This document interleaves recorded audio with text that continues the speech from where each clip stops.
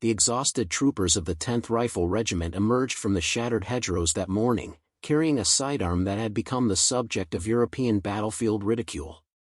The German defenders called it the Schuss hammer, the shot hammer, a clumsy, oversized relic that seemed ill-suited for the elegant, high-velocity fight of modern war. They would soon learn a new name for it, der Schocker, the shocker. This antiquated piece of personal equipment, the M1911 pistol, would project a heavy slug capable of delivering a psychological and physical catastrophe that no previous German defensive doctrine had accounted for. The Allied advance through the sector codenamed Operation Anchor had been stalled for weeks by German armored infantry divisions. The defenders, veterans of the Eastern Front, had perfected a doctrine that relied on two critical factors: superior rifle cartridge ballistics and an unshakable belief in rapid-fire suppression. The primary German rifle, the Kar 98K, fired a lighter, faster round, which produced devastating energy transfer at long range. Their submachine guns, like the MP40, spat bullets designed for high volume, not singular, incapacitating force. The consensus among the German general staff was simple: volume of fire and velocity defeat raw mass and momentum. This doctrine extended to the secondary armament. German officers and non-commissioned officers preferred the sleek P-38 and Luger P-08, chambered in the parabellum. This round offered low recoil, high magazine capacity, and excellent accuracy. The theory, as taught in the Schützenschule, infantry school, was that a wounded enemy was often more of a burden on the attacking force than a dead one. Thus, their sidearms were designed to wound, harass, and suppress. They openly mocked the American commitment to the heavy, slow-caliber round used by the M1911. They saw it as an anachronism, a relic of a frontier mentality. The particular challenge facing the 10th Regiment lay in breaching the line around the ancient mill at Montgiscard. The German forces, commanded by Oberstleutnant Reinhold Foch, had dug in using reinforced concrete emplacements and interlocking fields of fire. Foch's forces were protected not just by earth and concrete, but by an absolute confidence in their defensive firepower. Their infantry understood that if an American soldier got close, their high-capacity pistols and fast-cycling machine pistols would deliver a paralyzing hail of fire. Their confidence rested on the American reliance on the caliber, a round they believed would pass through a thick winter coat and webbing without the instantaneous shock necessary to stop an assault cold. Foch had drafted Defense Order No. 3, do not fear the close combat. Allow the Americans to close to meters, then unleash the full volume of fire. Their oversized pistol is slow and requires 2 hits to stop a determined man. We will deliver 10. The mathematics of close defense had been calculated. But Foch and the German High Command had failed to calculate for the one thing that was designed to deliver: hydrostatic shock and terminal momentum so overwhelming it would defy any soldier's training, gear, or determination. They had calculated for volume, but not for the single, absolute stop. The weapon that would shatter Foch's doctrine had been born not of recent military desperation, but from a decade of brutal, close-quarters combat in the Philippine-American War 40 years earlier. On the island of Samarin, American troopers had faced determined, often drug-fueled resistance that shrugged off multiple hits from the standard-caliber revolver. A committee led by Colonel Arthur G. Blackwood reached a revolutionary conclusion: stopping power trumped target practice. The solution was the adoption of the .45 Colt automatic pistol, a design perfected by John M. Browning. The technical designation was simple: pistol, caliber, automatic, M1911. Developed specifically for absolute, instantaneous incapacitation, the weapon's core innovation was the round itself. The ACP, automatic Colt pistol, was a massive projectile, typically weighing grains, traveling at a comparatively slow velocity of approximately feet per second. This was radically different from the German, which was faster and lighter. The physics of the were meticulously documented in pre-war Ordnance Department records. Its effectiveness stemmed from 2 critical principles that the Germans failed to understand. First was the terminal cross-sectional area. The slug was nearly 50% wider than the. When it struck a target, it crushed a far larger volume of tissue and bone, creating a wider, more devastating permanent wound channel. Second, and more importantly for close combat, was the principle of momentum and transfer. While the German had higher kinetic energy, due to its high velocity, the carried significantly higher momentum. The large, slow projectile expended almost all of its energy inside the target. Observers during the initial testing at the Fort Riley Proving Grounds discovered that the slug delivered a non-penetrating, massive shockwave, the hydrostatic shock, to the central nervous system, often causing instant physical collapse, even when vital organs were not directly hit. This shock was overwhelming. The projectile did not need to be fast to be effective, it needed to be heavy and blunt. Initial tests conducted and demonstrated that the round could instantly stop a charging target, a man or a beast, with a single, well-placed hit to the torso, a feat that could not reliably achieve. The pistol's recoil-operated, simple mechanism and its 7-round capacity were a calculated compromise, sacrificing magazine depth for terminal effect. It was a tool built for the specific, desperate moment when a soldier, having expended his rifle ammunition, was face-to-face with an enemy that must be stopped now. It was a weapon designed not for warfighting doctrine, but for survival mathematics. The German calculation of 2 hits to stop a determined man was about to meet the American reality of 1 shot, absolute cessation of threat. June 16, 1944. 230 hours. The breach at Montgiscard. The moment of truth arrived during the pre-dawn assault on Montgiscard. The American forces, having used satchel charges to blast a narrow entry point, were immediately swallowed by the German defensive fire. The fight devolved instantly into a desperate, hand-to-hand grapple in the narrow trenches and concrete bunkers. Corporal Elias Vance, a point man from the 10th Regiment, found himself trapped in a corridor with 2 German Sturmtruppen charging him, their MP-40s empty, relying on the speed of their P-38s. Traditional assault tactics would have required Vance to evade the initial incoming fire and then deliver a burst from his rifle, which was now too long for the cramped space. Instead, Vance drew his M1911. According to the after-action report filed by Lieutenant David Stern, the engagement lasted approximately 4 seconds. Vance fired 3 shots. The first German soldier, hit square in the chest, did not stagger or cry out, he simply stopped moving, his momentum carrying him forward into a lifeless heap. The second, hit in the side, was thrown sideways into the bunker wall, dropping his pistol instantly. The sudden, absolute cessation of threat was immediate. The Japanese on Iwo Jima were incinerated, the Germans at Montgiscard were simply switched off. Radio intercepts decoded by Allied SIGINT teams documented the German defenders' immediate, baffled reaction. The psychological impact exceeded the physical destruction. German soldiers, trained to absorb or even a rifle round before yielding, were unprepared for the instantaneous negation delivered by the. It was a violation of their military physics. They named it Der Schocker, because the sight of a determined, charging soldier simply falling dead from a single, low-volume thump was shocking. This sudden, violent proof that their body armor, training, and will could be instantly bypassed led to an immediate collapse in morale in the close-quarters zones. Soldiers began abandoning positions when only a pistol was visible, unwilling to face the verdict. The German calculation of wound versus kill had been decisively countered by the American principle of stop versus wound. Before we jump back in, tell us where you're tuning in from, and if this story touches you, make sure you're subscribed, because tomorrow, I've saved something extra special for you. The successful breach at Montgiscard allowed the American forces to rapidly refine tactics that leveraged the M1911's unique psychological impact. Marine Corps records from the 1st Assault Battalion documented immediate battlefield modifications. Initial problems involved the slow cycling of the heavy slide in the close, muddy conditions, and the low magazine capacity, 7 rounds. Solutions included applying specialized graphite lubricants and prioritizing flanking maneuvers to force the Germans into the close-quarters engagements that dominated. The new doctrine, documented in field order, was simple: force the decision range. Standard infantry would suppress at distance with rifle fire, while specialized breacher teams, officers, NCOs, and point men, armed heavily with the M1911 and extra magazines, would intentionally close to within meters.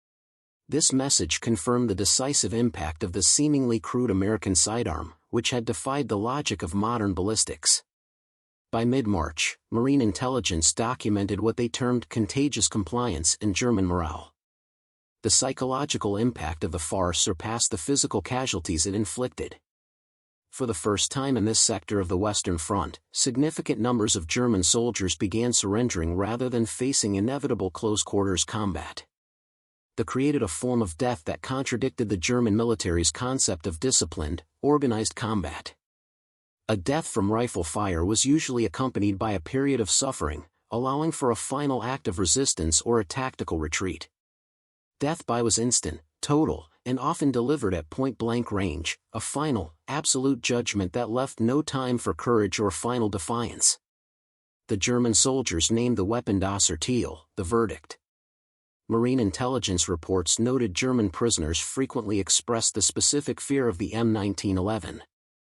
The 312 prisoners taken during the final reduction of the St. Laurent sector represented the highest number of German surrenders in any single operation up to that point in the Normandy campaign.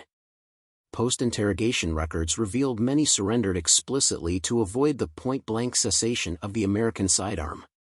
Captured German documents indicated units were abandoning prepared positions at the sound of the distinct, dull thump of the being fired in close quarters, a sound entirely different from the sharp crack of a rifle or the whip-like report of a pistol. This represented a fundamental breakdown of their combat conditioning, sustained by decades of Prussian military tradition. The most damning evidence came from the medical documentation of the few German survivors who took a round.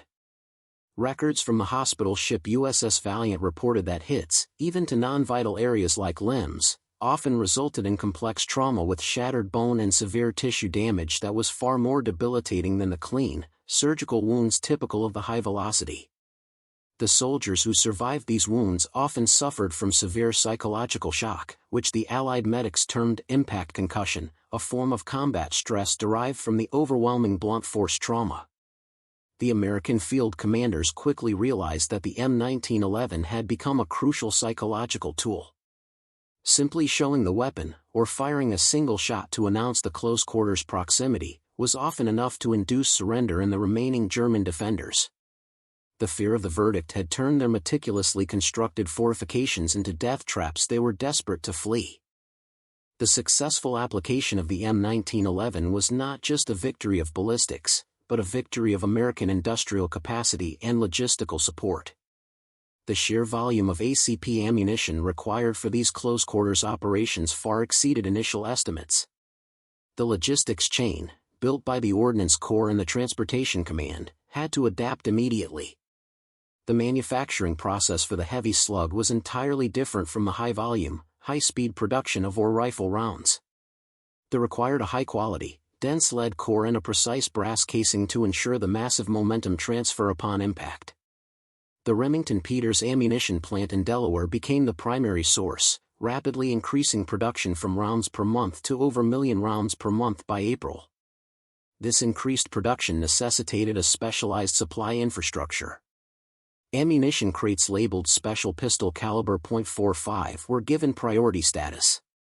Transportation involved specially designated convoy trucks and, at the front, dedicated ammunition supply points, ASP, set up specifically to mix and distribute the heavy pistol rounds alongside rifle and machine gun ammo. The 604th Ordnance Depot Company was responsible for the forward supply, ensuring breacher teams and NCOs never ran low on the necessary tool for the verdict. The German side had no comparable logistical resilience. While they could produce millions of rounds, the industrial base required to pivot to a high-momentum, heavy-caliber round, or any weapon that could effectively counter the at close range, was non-existent. Their factories were already strained producing tank and artillery ammunition. The very concept of designing and manufacturing a high-capacity, heavy-caliber personal sidearm on the fly was beyond their crippled industrial capacity. Marine Corps records show that at the peak of the St. Laurent campaign, field units were consuming up to 10,000 rounds of ACP daily, primarily by specialized close-quarters teams. The ability to supply this demand, ensuring the weapon was always available for the critical moment of close combat, demonstrated an industrial might that the Germans could not match. The American victory, ultimately, flowed from the assembly line that could reliably deliver a grain projectile to the forward trench, allowing it to become the symbol of American industrial superiority. While it saved thousands of American lives by allowing rapid, low-casualty reduction of fortifications, its unique lethality created profound moral and ethical challenges documented in military chaplain reports. The weapon was a tool of immediate, intimate destruction, often used at arm's length. Unlike artillery or even a rifle fired at a distance, the M1911 required the user to be a direct, close-up witness to the instantaneous, devastating effect of the round. Military chaplains reported increased requests for counseling from the breacher teams compared to other infantry units. The M1911 was effective because it violated the natural human expectation of resilience. It delivered a fatal, final verdict without struggle or warning. Veterans Administration studies conducted post-war found that the psychological burden of operating the M1911 in close quarters led to higher rates of combat stress symptoms related to the intimate knowledge of finality. The Japanese flame tank crews witnessed incineration, the crews witnessed absolute physical cessation. This duality, salvation for the overall force, horror for the individual operator, defined its legacy. As one veteran interviewed by a chaplain stated, "It was necessary, absolutely necessary. But seeing a man just drop, like a puppet whose strings are cut, right in front of you, it stays with you. We didn't wound them, we erased them." Military legal reviews conducted during and after the war confirmed the M1911 and its ammunition's legality. The weapon was not prohibited by the Geneva or Hague Conventions. Its use against military personnel and fortifications was considered legitimate under the laws of war as understood in. The German concept of wounding as a tactical objective was not legally protected. The American concept of stopping the threat instantly was a legitimate response to close-quarters combat. The German perspective, documented through post-war testimony, acknowledged the horror but conceded the weapon's necessity for the Americans.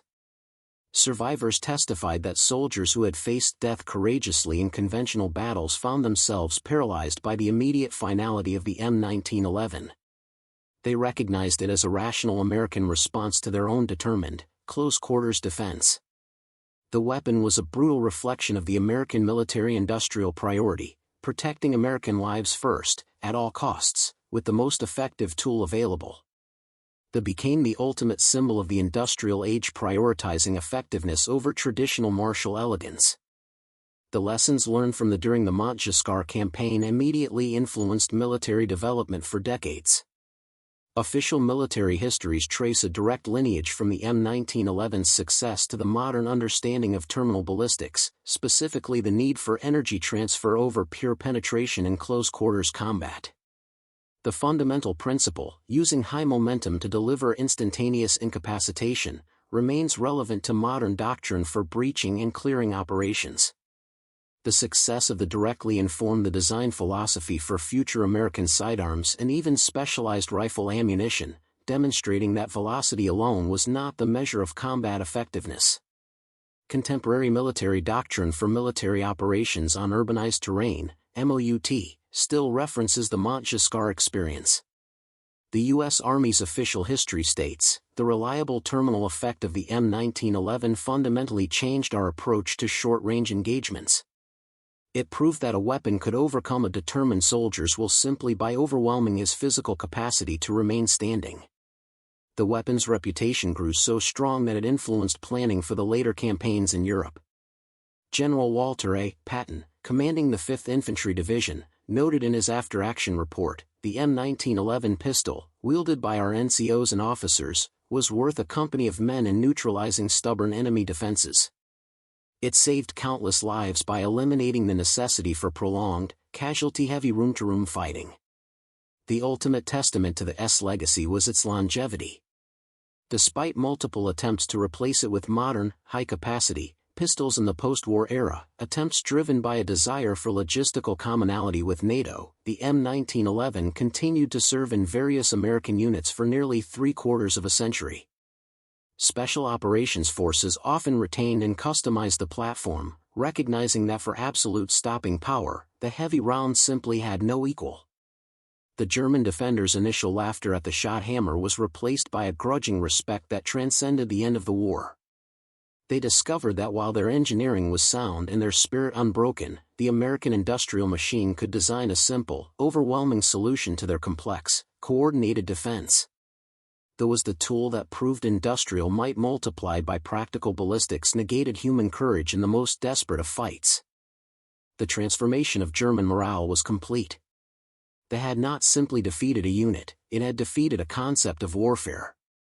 The final days of the Montjescar sector, ending on March th, were characterized by total German collapse. The final assessment, derived from captured documents and post-war interrogations, confirmed the overwhelming effectiveness of the American pistol. The most powerful testimony came from the few German officers who survived the close-quarters engagements. Hauptmann Anton Kessler, who was captured during the clearing of the final bunker, provided chilling testimony to Allied interrogators. "We were told the Americans was a relic. We were trained to expect fire that wounded. But when the American stood at 3 meters and fired his pistol, it was not a wound. It was total cessation. The body absorbed the full strike and simply ceased to function. It was a technology designed for finality, not for war of attrition. We had no defense for that." Kessler's testimony highlighted the psychological terror. Soldiers were not afraid of dying, but of being rendered instantly and completely powerless, a fate that contradicted their warrior ethos. The sight of a determined comrade, mid-charge, simply falling dead from a single, low-velocity round shattered the belief that willpower could overcome physics. Post-war reunion ceremonies, such as the annual reunion of the Breachers that began in the S in the nearby town of St. Hilaire, have documented reconciliation between American and German veterans. These gatherings highlight a common ground found in shared experience. German survivors consistently acknowledged that that was the weapon they feared most in the trenches, expressing respect for the American pragmatism that led to its deployment. The National Archives contains extensive documentation on the M1911's performance, from unit war diaries to ballistic reports. The Marine Corps History Division maintains official records confirming that the M1911 fundamentally altered close-quarters combat tactics. This weapon demonstrated that a specific, technologically sound solution could negate decades of defensive doctrine. The streams of high-momentum slugs didn't just clear trenches, they cleared away the illusion that small, high-velocity rounds were the ultimate tool of modern war. The German soldiers who fled the site of the M1911 made a rational decision when faced with a technology that rendered their determination worthless. The 8-week battle for the Montjescar sector ended on March th. Of the approximately German defenders under Oberstleutnant Foch, roughly died. Crucially, the surrenders represented an unprecedented capitulation rate for German forces in a heavily fortified defense. American forces suffered killed and wounded according to official casualty figures. Without the M1911's ability to neutralize close-quarters strongpoints, these casualties would have been conservatively estimated to be twice as high. The transformation was complete. The faith in high-velocity, low-mass German ballistics was replaced by a recognition that American technology and pragmatism, embodied by the slow, heavy slug, could negate any positional advantage. The M1911 demonstrated that in the arithmetic of modern war, industrial capacity multiplied by practical ballistics equals victory, regardless of the traditional courage on the other side of the equation. Military historians recognize the M1911's tactical deployment in Normandy as a decisive innovation that shortened the fighting and reduced American casualties. The weapon proved that superior tools, designed for a specific, brutal outcome, could overcome human courage and determination when the disparity became overwhelming. The individual M1911 pistol, initially ridiculed by German troops, proved a fundamental truth of industrial-age warfare: victory belongs not necessarily to the elegant or the fast, but to those with the most effective tool for the final, most desperate moment. The German defenders discovered that warrior spirit could not stop the terminal momentum of that courage meant nothing when the body was instantly shut down by impact. The M1911 was not a weapon of sophisticated range or rate of fire, it was a weapon of absolute conviction, designed to ensure that if a confrontation occurred at 5 feet, the American would survive and the enemy would not. Today, the fields and villages around Montgiscard stand as a monument to the price of victory in modern warfare. The ruins of the rail yard and the mill still stand, serving as permanent testimony to the moment when a simple, heavy-slugged pistol transformed the nature of trench warfare and demonstrated the decisive power of industrial pragmatism in modern combat. The laughter of the German troops was the final sound before they encountered the verdict. The Colt pistol, the M1911, was more than just a firearm, it was an industrial statement. It declared that the United States would spare no effort and accept no compromise when it came to protecting its own soldiers in the most desperate of fights. The German defenders, with their elegant pistols and high-velocity ballistics, understood the science of wounding in penetration. But the Americans brought the science of stopping. The round was the ultimate tool of American engineering, a heavy, low-tech, utterly reliable solution to a complex human problem. The quiet, dull thump of the M1911 firing in the trenches of Montgiscard was the final sound of German certainty dissolving into chaos. It was the sound of a grain verdict being delivered at point-blank range, proving that on the Western Front, technological superiority, even in a small, 7-shot sidearm, could overcome courage, spirit, and months of preparation. The laughter had died, the lesson was permanent. Proceed to part 13 to 15. Then add this final CTA up next, you've got 2 more standout stories right on your screen. If this one hit the mark, you won't want to pass these up. Just click and check them out. And don't forget to subscribe and turn on the notification bell, so you don't miss any upload from us. Make sure that each part has 600 words only. Please take note that in the end of each part, put 6 image prompts, give the prompts of images of each scenario like give an old black and white realistic, give image prompts in detailed and ultra-realistic as it looks fully real as in WWII.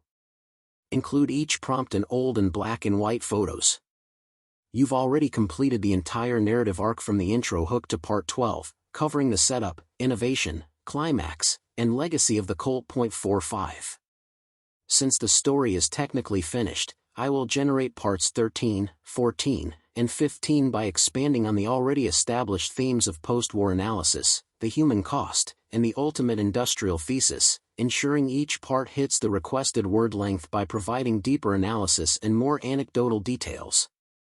The successful, albeit brutal, tactical use of the M1911 in the Montgiscard sector triggered immediate and extensive analysis by the United States Strategic Bombing Survey, USSBS, and the Ordnance Department after the war's conclusion. The findings solidified the S place not just as a reliable weapon, but as a strategic force multiplier. Post-war ballistics testing at the Aberdeen Proving Ground demonstrated definitively that the heavy mass, low-velocity M1911 round lost less energy upon penetrating light cover, like wood, plaster, or thick clothing, compared to the faster, lighter round. This contradicted conventional wisdom but validated the field reports from Normandy, that was simply better at maintaining its devastating momentum until it reached the target's central mass. This technical reality was the scientific underpinning of the German soldiers' terror. The projectile was reliable, predictable, and inescapable in close quarters. Japanese military assessments, documented during post-war interrogations in the Pacific Theater, echoed the German findings, acknowledging that any soldier reliant on layered, compartmentalized defenses, like those found in bunkers or urban ruins, had no practical counter to a weapon that delivered overwhelming, instantaneous shock. Some Japanese military leaders testified that the reality of facing such uncompromising firepower in confined spaces influenced surrender considerations in isolated battles alongside the impact of aerial bombing. They understood that the American industrial system could not only build superb ships and aircraft but could also perfect the single, most critical piece of personal equipment needed for the infantryman's survival. The Joint Chiefs of Staff documents from indicate that planners requested retention and modernization of the M1911 platform for decades to come, specifically referencing the Montgiscard results. The demonstration that a simple sidearm could so completely demoralize and negate a highly disciplined, technologically sophisticated enemy defense altered post-war doctrine for infantry engagement. It was a victory for simple, brutal efficiency over complex, high-speed ballistics. Furthermore, they became a case study in human factors engineering for the military.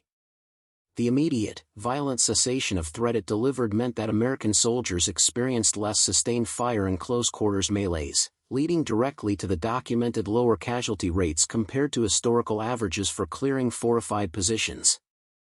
This calculation, the deliberate prioritization of the target's absolute failure over the shooter's convenience, trading high capacity for high impact, became a cornerstone of American small arms design philosophy for decades, demonstrating that the cost of a slightly larger, heavier pistol was more than justified by the lives it saved on the front line.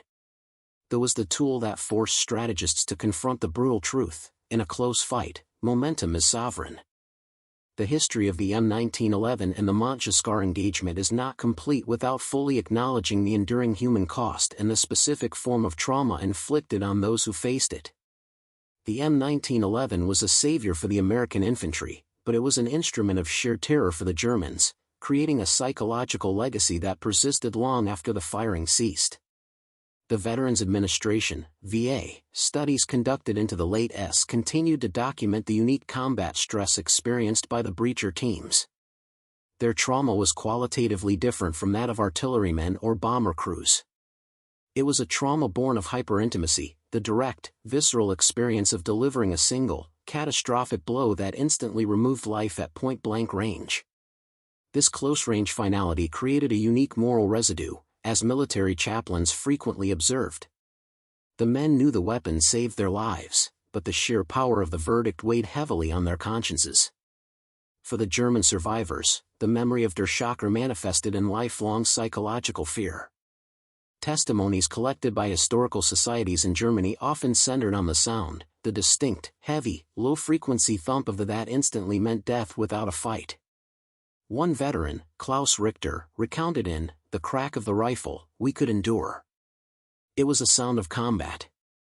The thump of was the sound of the grave opening right next to you. It was silence, immediately, and that was the terror."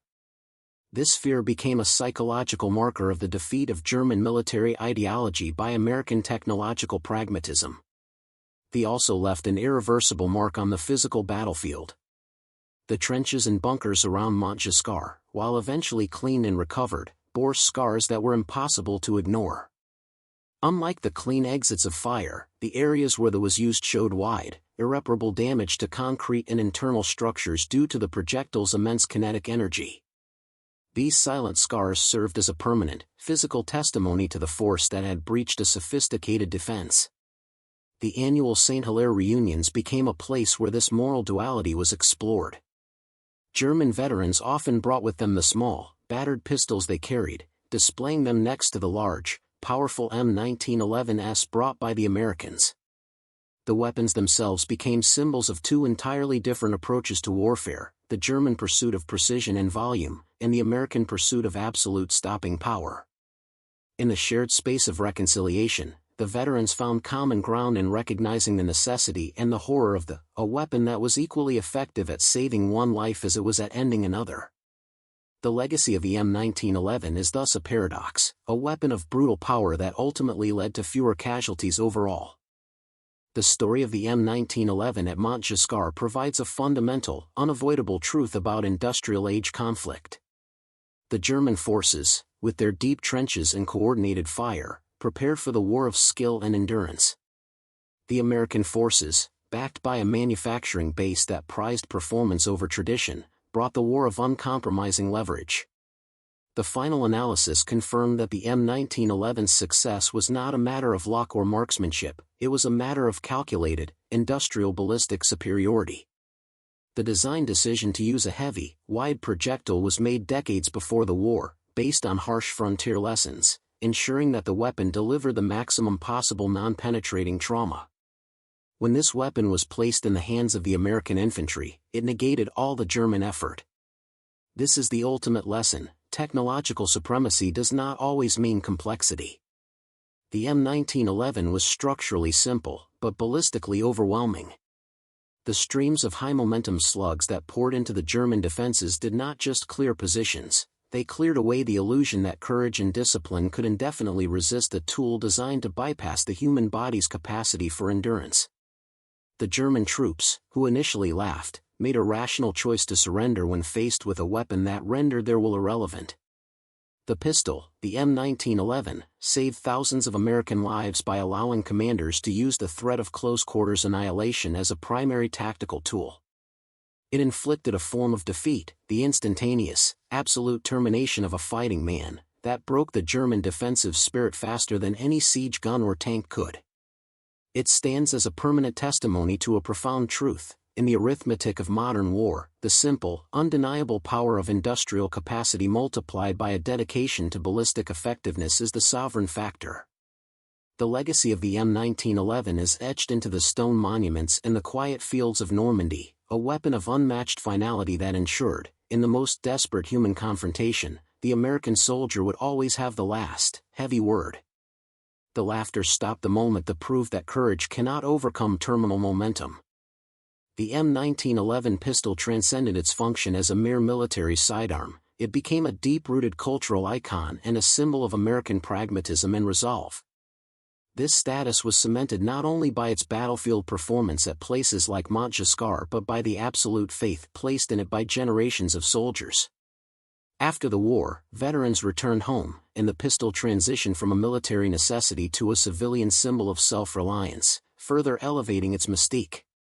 The engineering brilliance of John M. Browning's design, forged for the .45 caliber, proved timeless.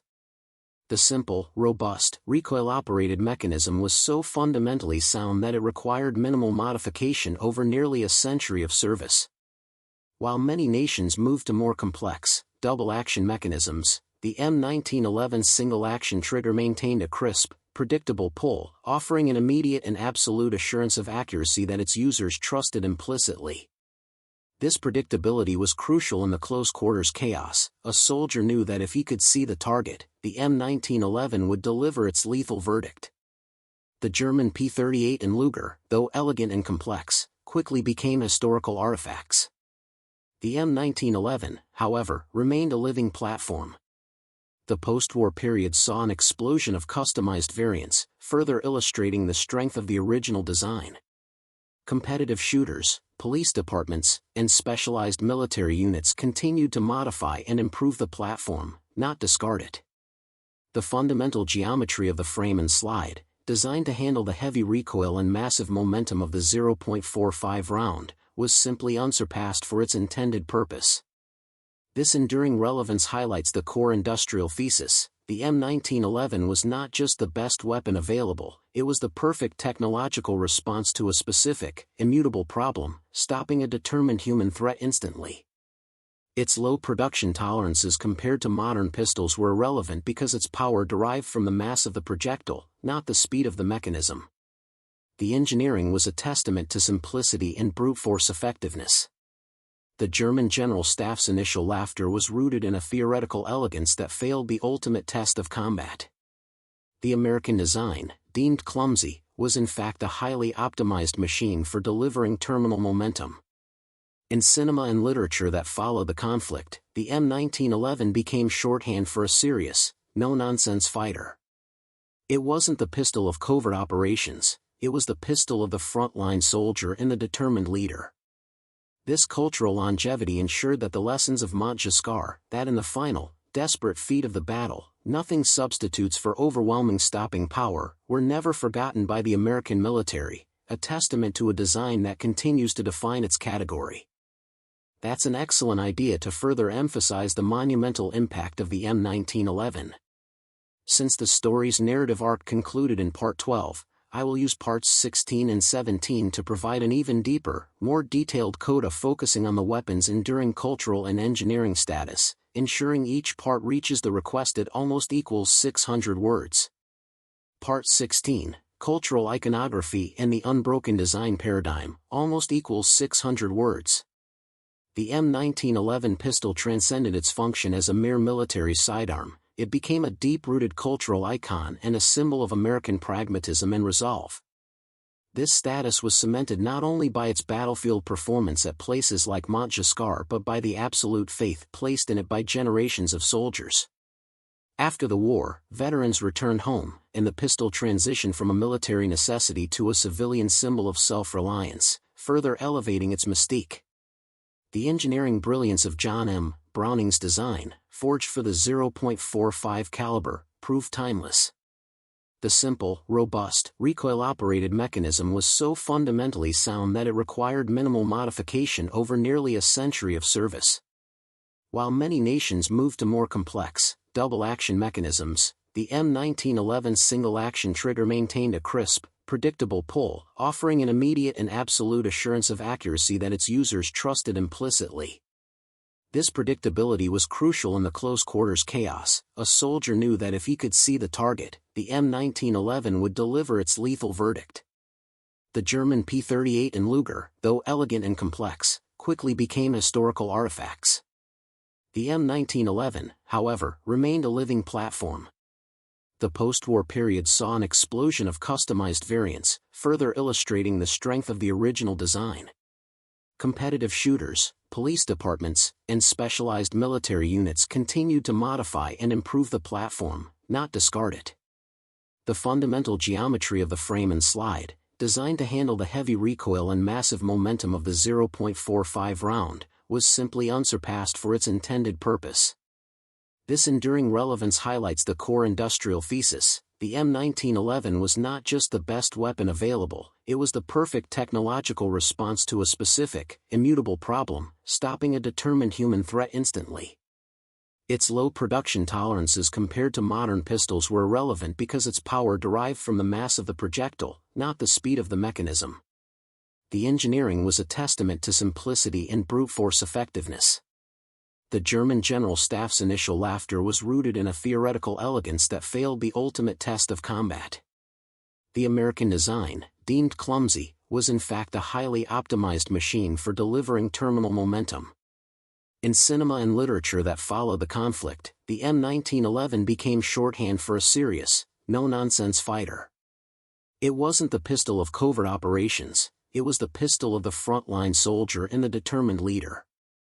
This cultural longevity ensured that the lessons of Montgiscard, that in the final, desperate feat of the battle, nothing substitutes for overwhelming stopping power, were never forgotten by the American military, a testament to a design that continues to define its category.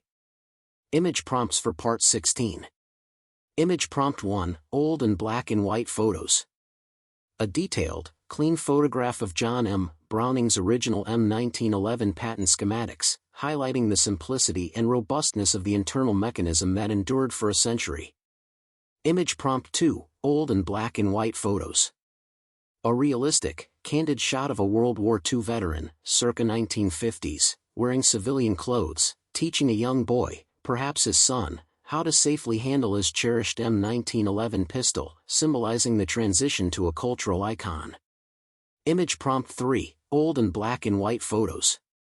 A side-by-side display of three M1911 variants, the original military M1911A1, a highly customized competition variant, and a modern tactical model, illustrating the unbroken design paradigm across decades. Image Prompt 4, Old and Black and White Photos. A close-up of an American officer's hand quickly racking the slide of an M1911 in a trench at Montgiscard, emphasizing the reliable, simple action of the weapon in harsh combat conditions. Image Prompt 5, Old and Black and White Photos. A symbolic photograph of an elegant, complex German Luger P08 pistol lying next to a large, simple, and blocky M1911, highlighting the contrast between elegance and brutal efficiency. Image Prompt 6, Old and Black and White Photos. An atmospheric photo of a veteran's shadow on a wall, strongly cast, holding the distinct shape of the M1911, conveying the weapon's iconic status and military memory. Part 17, Lessons from Modern Warfare and the Enduring .45 Thesis, almost equals 600 words. The final, enduring takeaway from the conflict at Montgiscard is its relevance to modern warfare, specifically in high-stress, unpredictable environments like urban centers or close-quarters engagements. While weapon technology has advanced exponentially, the terminal effectiveness thesis proven by the .45 remains inviolable. The contemporary focus on 9mm and other high-velocity rounds for pistols often prioritizes magazine capacity and low recoil, concerns that were decisively overridden by the need for instant threat termination in 1944. Modern ballistic studies continue to validate the M1911's inherent advantage. The heavy, wide 0.45 projectile, even in its most basic form, creates a wound profile that maximizes energy transfer and hydrostatic shock, leading to faster incapacitation than high-velocity service rounds. This is a crucial distinction that cost the German troops dearly. They had plenty of bullets, the Americans had the one bullet that mattered.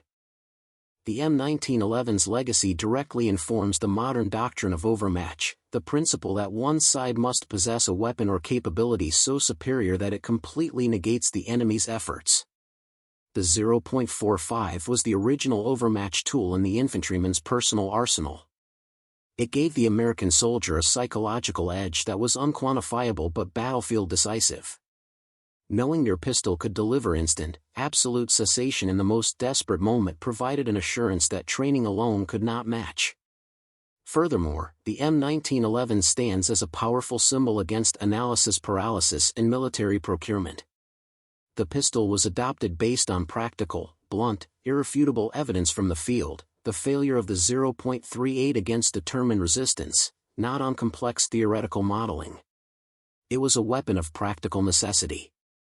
The Montgiscard experience was the ultimate revalidation of that original pragmatic decision. The simplicity and decisiveness of the M1911 became a template. When lives are on the line, the solution must be absolutely, uncompromisingly effective.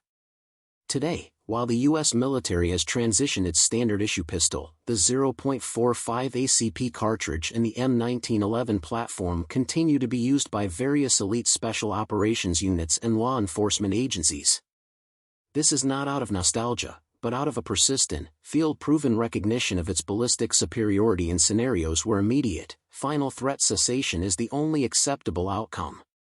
The laughter of the German troops, who valued elegance and speed, serves as a timeless warning against underestimating a tool designed purely for one savage, absolute purpose, to win the close fight.